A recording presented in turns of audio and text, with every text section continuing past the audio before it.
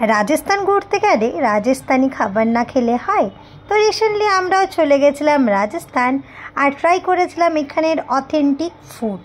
তো আমরা নিয়ে নিয়েছিলাম একটা রাজস্থানি থালি, যেখানে ছিল গট্টে কি সবজি, এইখানের ফেমাস কের সাংরি, তারপর ছিল কারি, সুইটস, আর ছিল মিশি কি রুটি, বেজার কি রুটি, এখানের ফেমাস লহসুন কি চাটনি, এটা হচ্ছে মির্চি টপোরে, আর তার সাথে ছিল পনির আলুর সবজি আর একটু রাইস।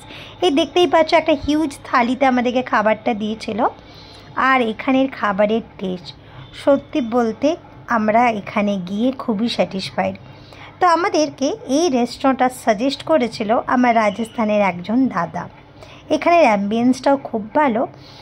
তোমরা যদি রাজস্থানে অথেন্টিক ফুডের জন্য রেস্টুরেন্ট খুঁজছো তাহলে এই রেস্টুরেন্টে ভিজিট করতে পারো। রেস্টুরেন্ট নাম থালি অ্যান্ড মোর, বাকি সব কিছু আছে ডেসক্রিপশানে। বাই।